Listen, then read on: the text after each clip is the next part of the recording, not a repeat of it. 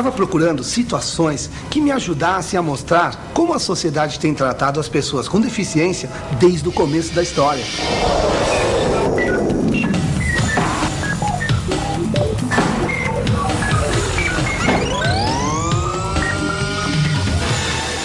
Essa é uma imagem da civilização ocidental, de antes de Cristo, lá da antiguidade, quando as pessoas que não pertenciam à nobreza eram todas consideradas sub-humanas, desnecessárias. O mesmo acontecia com as pessoas com deficiência. Bastava a pessoa ter alguma deficiência física ou mental, ser cega ou surda, para ser abandonada, ficar esperando única e exclusivamente pela morte. Tudo porque fugia dos padrões de força e beleza que eram cultuados na época. Contam que em Roma e Esparta, as crianças eram preparadas para a guerra desde o nascimento. Pela prática social da época, a criança que nascesse defeituosa, isso mesmo, como se fosse uma máquina que tivesse sido inventada cheia de defeitos, era abandonada para morrer. Ficava exposta num rio, numa floresta ou num deserto. Essa técnica era chamada exposição. Opa, essas imagens não são da antiguidade? Elas devem estar fora de lugar. Essa também não. Essa também não. São todas do século XX. Olha, o que eu vou tentar mostrar é que qualquer semelhança não é mera coincidência.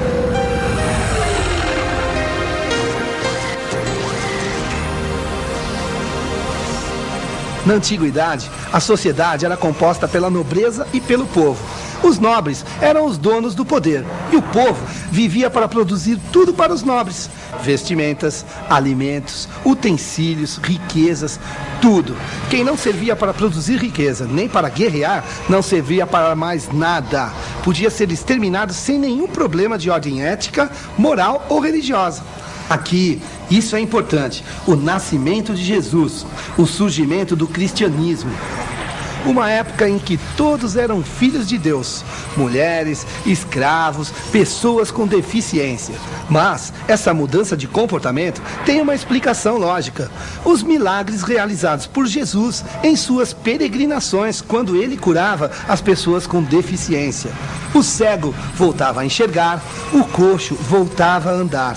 E Jesus ainda pregava: todos eram filhos de Deus, criados à sua imagem e semelhança. Então, pela lógica, não poderiam mais ser considerados sub-humanos, muito menos ser abandonados até a morte.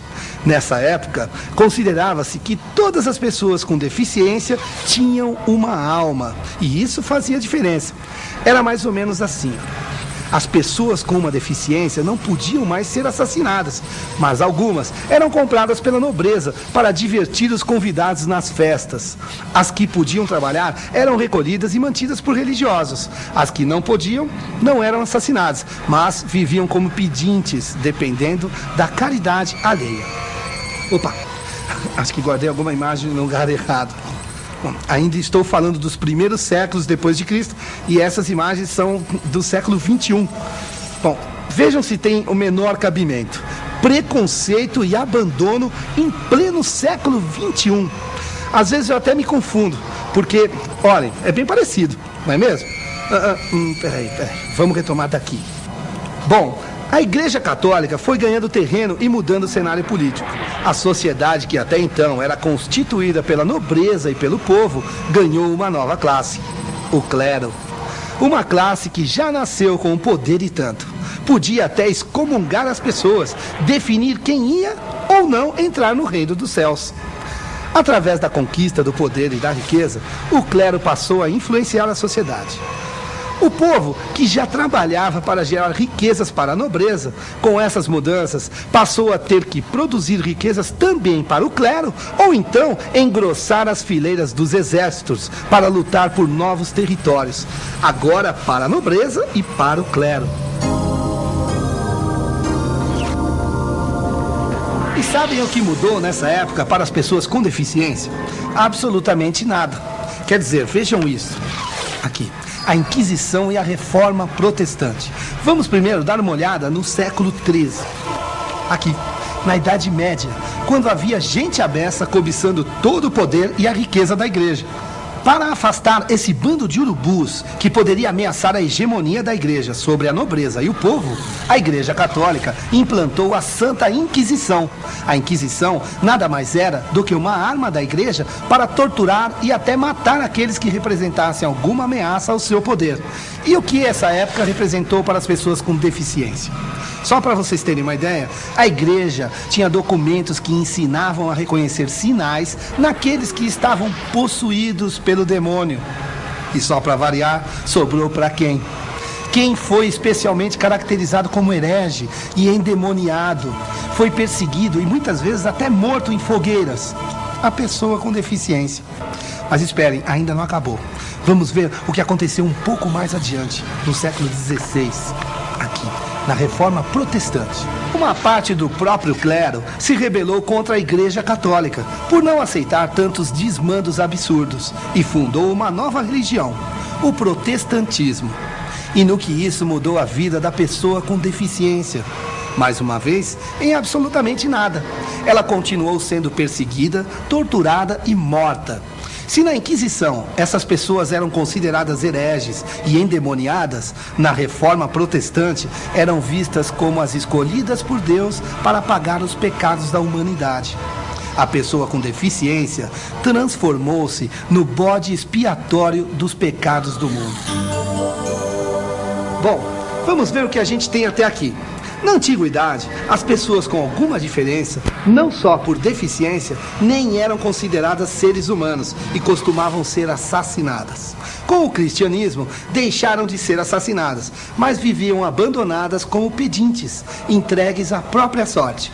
E no período medieval, primeiro eram consideradas endemoniadas, depois as escolhidas para receber os castigos divinos, merecendo às vezes até a morte. Ou seja, até onde vimos, a sociedade não fez outra coisa senão discriminar, abandonar, torturar e matar as pessoas com deficiência. Vejamos, no princípio não eram seres humanos. Depois passaram a ser consideradas hereges, endemoniadas, pessoas escolhidas para serem castigadas por Deus. Foram abandonadas como pedintes.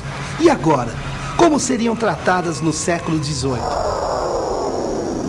A resposta está aqui: isolamento, confinamento. Vejam, em pleno século XVIII, as pessoas eram...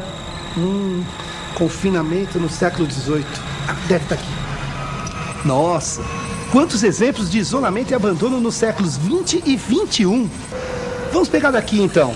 Vamos falar um pouco da pessoa com deficiência na atualidade. Deixe-me ver... parece que tivemos avanços importantes. Estão aqui o braille, a língua de sinais, todo o empenho da ciência para compreender, tentar prevenir e facilitar a vida das pessoas com deficiência.